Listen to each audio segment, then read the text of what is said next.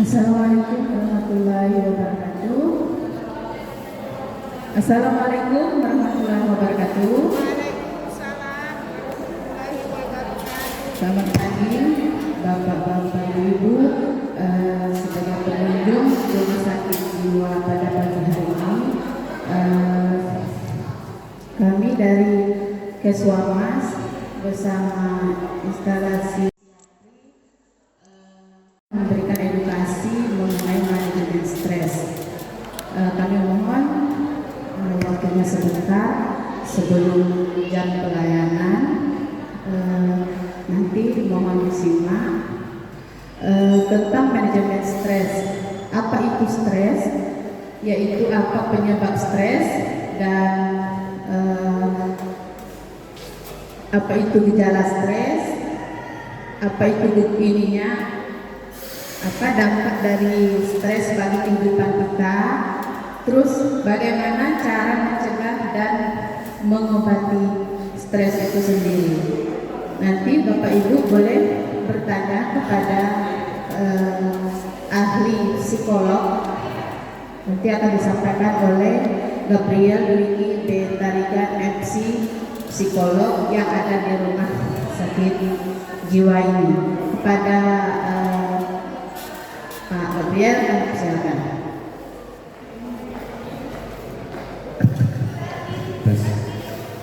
Selamat pagi Bapak Ibu sekalian. Perkenalkan, saya Gabriel, Dwiki Betarigan, biasa dipanggil Pak Gabriel. Saya kebetulan ditugaskan di Polipsikologi. Baik. Kita langsung ya Bapak Ibu. Stres, ya pasti sudah umum dan sering didengar oleh Bapak Ibu sekalian, karena stres ini hal yang lumrah terjadi pada setiap individu. Setiap orang pasti akan mengalami stres.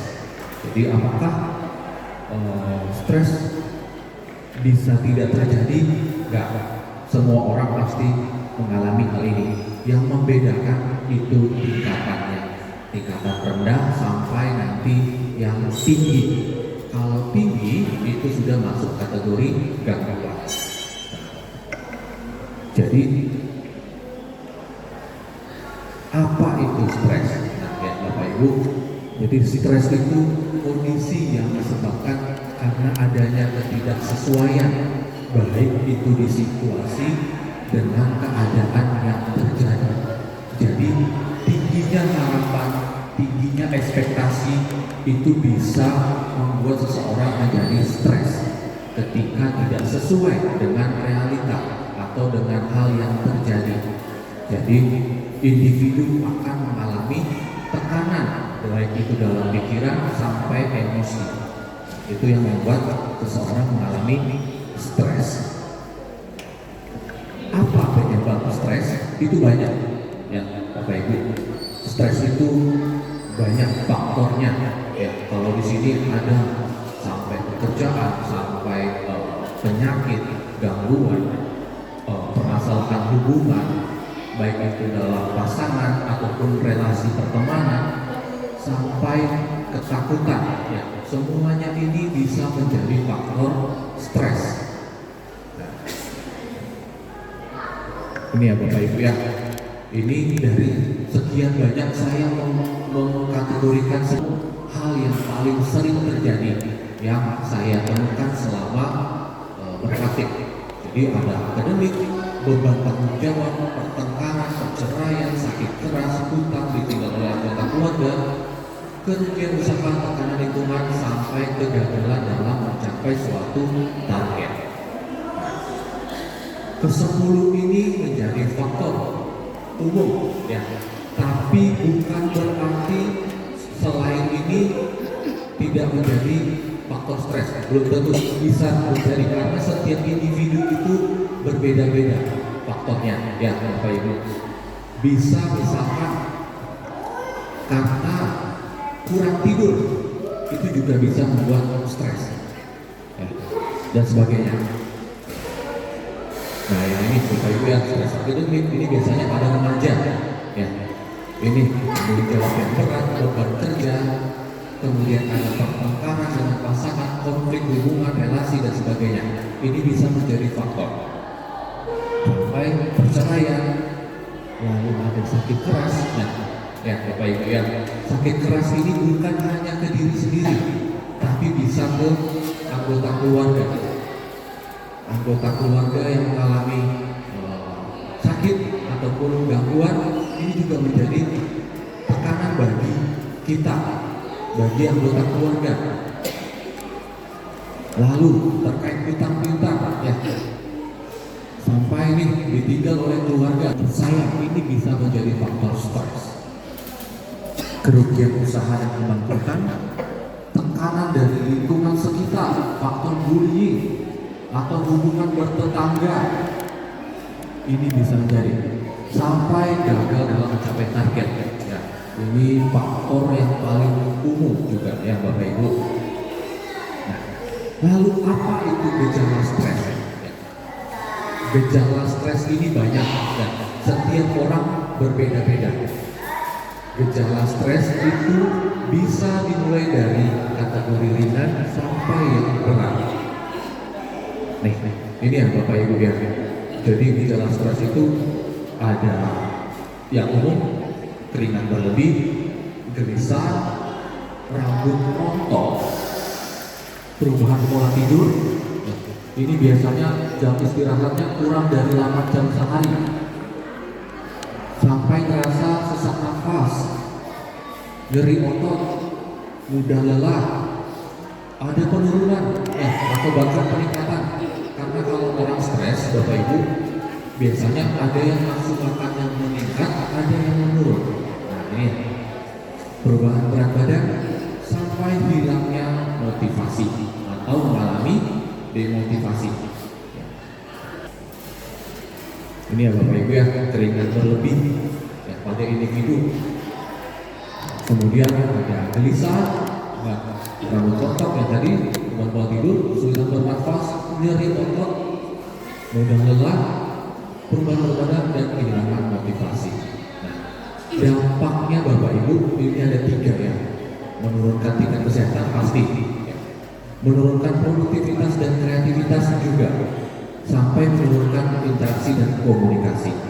Nah, kalau menurunkan tingkat kesehatan Bapak Ibu, di sini mudah terserang infeksi atau sakit karena stres dan pikiran. Beban pikiran akan mempengaruhi imun tubuh. Lalu ada obesitas tadi ya. Karena apa? Kalau orang stres makannya berlebih, dia jadi gemuk. Orang stres juga Bapak Ibu akan banyak melakukan multi aktivitas, banyak melakukan kegiatan, tidak terfokus, sehingga dia akan cepat semakin mengalami penurunan fungsi kognitif.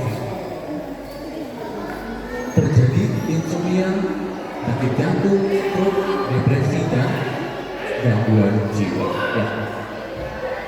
Gangguan jiwa ini yang tadi saya sampaikan Bapak Ibu. Jadi stres yang masuk kategori berat atau tinggi itu sudah kategorinya gangguan jiwa. Oke, lalu ada menurunkan produktivitas dan kreativitas. Pasti ya Bapak Ibu ya, kalau kita stres, kita pasti bergadang, tidak tidur, kurang tidur. Jadi otomatis akan malas bekerja. Nih, menghindari kewajiban bekerja apa saja, berkebun, akan malas Bapak Ibu, akan banyak menghabiskan waktu di rumah, mengurung diri dan sebagainya. Sampai efeknya akan kehilangan pekerjaan, kehilangan pendapatan, hasil pendapatan menurun. Nah ini. Lalu yang ketiga tadi menurunkan interaksi dan komunikasi. Ya Bapak Ibu. Jadi tadi kalau orang stres akan banyak mengurung diri, tentu pasti akan dia murung, merasa terkucilkan. Nih, ini yang paling sering, menarik diri dan kehilangan teman. ini dampak stres yang Bapak Ibu yang paling sering terjadi di kehidupan kita bermasyarakat. Nah, bagaimana Bapak Ibu untuk mencegah dan mengobati stres? Ya, mungkin Bapak Ibu saat ini sudah punya tips atau cara tersendiri untuk menangani atau mengatasi stres ketika hadir. Nah, cuma Bapak Ibu di sini ada beberapa hal yang bisa dimunculkan ketika stres terjadi. Jadi relaksasi ini banyak ya contoh Bapak Ibu ya. Jadi ada relaksasi pernafasan, ada relaksasi otot, sampai relaksasi dengan bentuk lainnya. Ya. Kemudian melakukan sesuatu yang menjadi hobi Bapak Ibu. Hobinya apa? Ada yang memasak, kalau ibu-ibu ya, atau berkebun.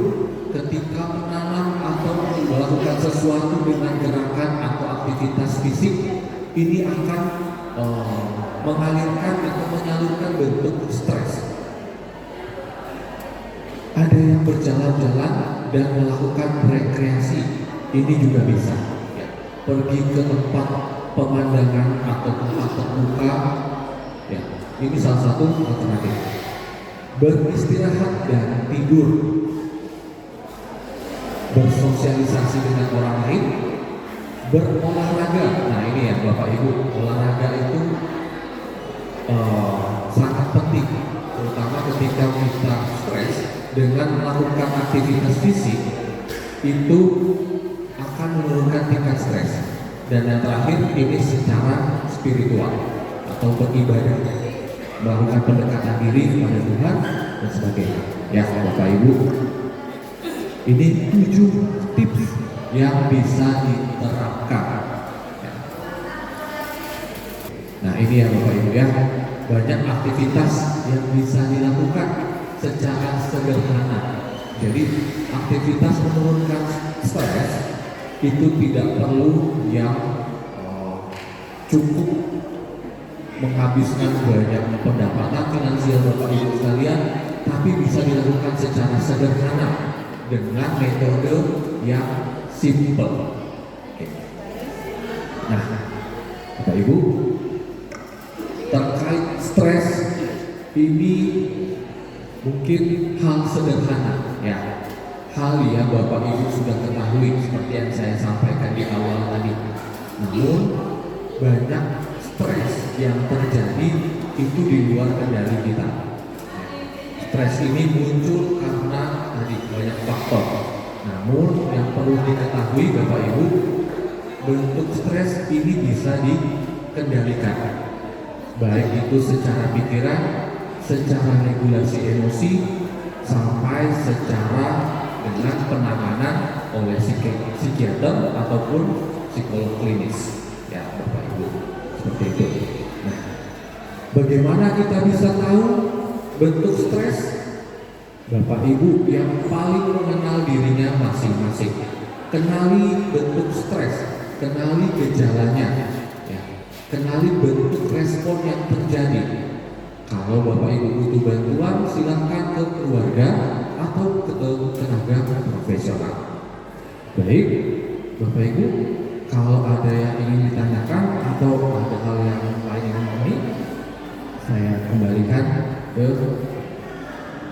panitia. Terima kasih soal saya. Terima kasih. Terima kasih.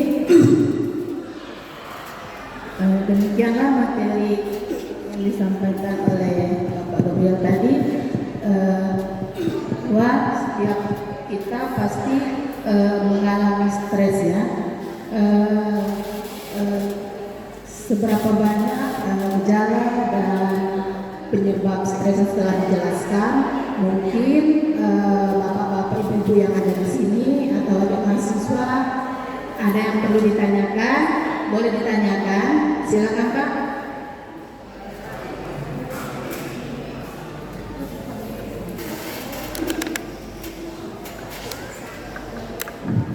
Assalamualaikum warahmatullahi wabarakatuh. Perkenalkan, nama saya Aldi dari PSBL. Ingin bertanya, bagaimana cara mengatasi menjadikannya.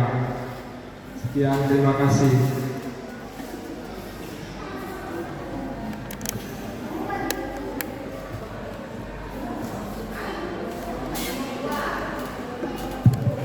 Baik, terima kasih Pak Adi ya. Iya, baik. Nah, bagaimana cara mengatasi stres jika kita tidak mampu ya Pak ya? Oke, baik. Nah, ini bagus banget pertanyaannya Pak Adi. Jadi banyak dari kita ini kurang atau belum memahami potensi diri kita, ya. Belum menemukan metode yang pas. Nah, kalau ketika terjadi stres dan kita belum paham, nah ini yang akan bisa masuk dalam fase yang sedang sampai tinggi ya Pak ya, dari dampak stres. Nah, apa yang bisa kita lakukan? Yang pertama tentu kita harus mengenali diri dulu Pak Adi, melihat kebutuhan kita, memahami apa yang kita ketika kita melakukan sesuatu kita merasa nyaman. Nah, ini yang harus dikenali dulu Pak Adi. Lalu yang kedua, kenali bentuk stresnya. Apakah stresnya masih kategori ringan atau sedang atau tinggi? Kalau sudah masuk kategori sedang atau tinggi, tentu kita butuh bantuan profesional ya Pak Adi. Namun kalau masih dalam kategori ringan, ini beberapa tips yang tadi Pak Adi bisa lakukan. Nah ini ya Pak Adi, ada 7 kegiatan. Ini silakan Pak Adi boleh dilihat dan boleh dinilai apakah kira-kira ketika aku melakukannya aku bisa. Nah ini bisa menjadi salah satu referensi ketika Pak Adi mengalami stres atau tekanan dan menerapkan ini akan ada penurunan seperti itu Pak Adi. Ya. Oke, terima kasih. Bagaimana Pak? Jelas? Udah ya? Mungkin ada yang ingin bertanya? Sebelah sini. Silakan Pak. Assalamualaikum warahmatullahi wabarakatuh. Nama saya Nanda Aditya Putra. Saya ingin bertanya Pak, mengapa stres dapat memicu berbagai macam penyakit? Itu saja. Silakan Pak Yudhya. Baik, terima kasih Bapak atas pertanyaannya. Kenapa stres bisa memunculkan berbagai macam penyakit? Ya, sebelum saya jawab, saya sampaikan dulu Bapak, Ibu, dampak stres itu penyakitnya banyak ya. Bisa sakit perut, mulai dari yang ringan ya, sakit perut, kemudian ada gangguan pencernaan dan sebagainya. Nanti mungkin boleh dengan dokter umum atau dokter lainnya yang ada di sini. Namun gangguan atau penyakit stres itu banyak ya, sampai sakit kepala dan sebagainya ya. Nah, kenapa bisa terjadi berbagai macam penyakit masuk ketika stres? Nah, tadi Bapak Ibu, ketika stres ini pada umumnya banyak orang mengalami istirahatnya kurang, jam tidurnya kurang. Seseorang yang kurang dari 7-8 jam sehari untuk istirahat, ini pasti akan mempengaruhi imunitasnya, akan mempengaruhi kemampuan tubuhnya untuk melawan berbagai macam penyakit ya Bapak Ibu. Nah, sehingga ketika mengalami stres pasti akan mengalami dampaknya pada tubuh atau fisik Bapak Ibu masing-masing ya. Dampak ini bisa bermacam-macam, ada yang ringan sampai yang berat. Nah, ya, kalau yang saya sebutkan tadi itu ringan atau gejala psikosomatis ya. Nah, bentuk-bentuk inilah yang akan mempengaruhi Bapak Ibu ketika stres tidak tertangani dengan baik akan meningkat atau lanjut ke fase yang berat. Nah, ini yang harus diperhatikan Bapak Ibu. Jadi Pak, untuk menjawab tersebut tadi ya, karena jam istirahat dan tidur berkurang. Lalu pola makan berubah, yang awalnya makan 3 kali sehari jadi 2 kali atau bahkan tidak makan sama sekali. Nah, lalu kemampuan dalam bersih diri, bina dirinya menjadi berkurang, menjadi malas mandi atau minat untuk bersih dirinya berkurang. Nah, jadi banyak hal akhirnya dampaknya pada ke fisik Bapak Ibu masing-masing. Seperti itu Bapak. Ya. Udah Pak, jelas ya. Ada yang bertanya lagi? Silakan. Perkenalkan diri, nama saya Ivan Nababan. Saya ingin bertanya, sebelumnya saya sebelum mengalami sakit stres itu terkena gastritis, sakit gastritis atau pekat lambung, sehingga memunculkan stres yang berlebihan. Ini saya tanyakan, apa langkah yang harus saya lakukan, karena sudah 1 tahun kurang lebih mengalami sakit pekat lambung, stresnya sekitar 3 bulan, malah mood sering berubah-ubah. Contohnya kadang merasa nggak berguna, merasa ingin mengakhiri hidup, tiba-tiba senang, sehingga pikiran itu tidak menentu moodnya. Apa yang harus saya lakukan agar bisa terlepas dari sakit stres atau kecemasan saya ini dan sembuh dari asam lambung ini? Terima kasih.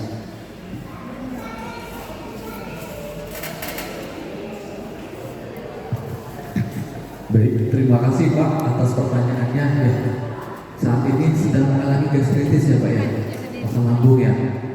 Oke, sehingga membuat Bapak mengalami stres.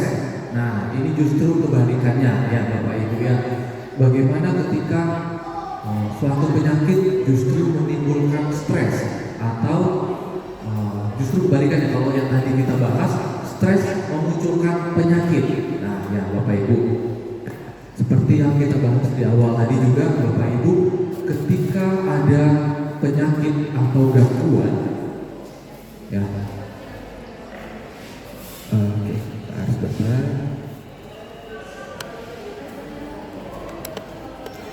Nah, ini ya Bapak Ibu ya, jadi penyebab stres ada sakit, ini meskipun tidak keras ya, tetap masih dalam kategori sakit. Nah, jadi ketika seseorang individu mengalami sakit dan membuat seorang individu menjadi stres, ini masuk juga ya Bapak Ibu ya. Lalu apalagi ketika tidak tertangani ya Bapak. Nah, jadi gini Pak, apa yang harus dilakukan ketika individu mengalami gangguan fisik dan mempengaruhi kejiwaannya? Nah, ini artinya fokusnya lebih ke fisik terlebih dahulu ya. Fokus penyembuhan pada fisik terlebih dahulu, baru dievaluasi setelahnya. Ketika mendapatkan penanganan tepat pada fisik, lalu dievaluasi terkait stresnya. Jika terdapat penurunan atau justru masih sama atau stabil bentuk stresnya, nah ini yang baru bentuknya penanganan di konseling Pak ya. Nah, di situ nanti akan dilihat faktor pencetusnya, apakah memang di gastritisnya atau di asam lambungnya, ataukah ada faktor lain yang menjadi pemicu stresnya. Nah, ini ya Bapak ya, jadi membedakannya seperti itu. Ketika gastritisnya sembuh atau masih sama, lalu bentuk stresnya adakah ketika diberikan penanganan pada gastritisnya dan dievaluasi apakah ada penurunan. Kalau ada penurunan berarti di asam lambungnya menjadi tercetus. Tetapi kalau masih sama stresnya, ini yang harus dilakukan konseling.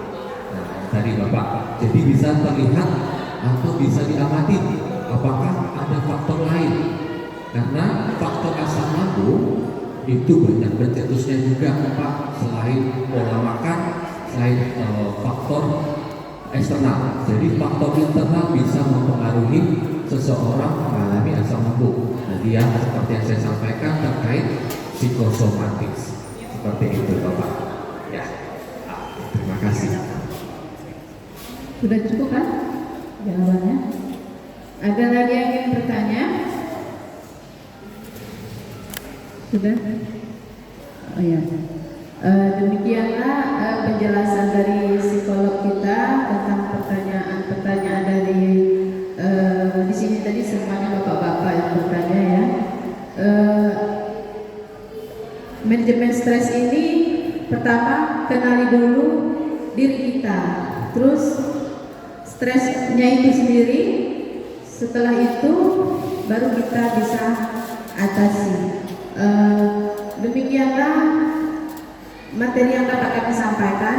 Jika Bapak Ibu menemui gejala-gejala stres yang telah disebutkan tadi, di sini di Rumah Sakit Jiwa Mutiara ini kita ada polipsikolog dan kita juga ada dokter psikiater. Nanti bisa berkonsultasi kepada psikolog kami jika ada bapak-bapak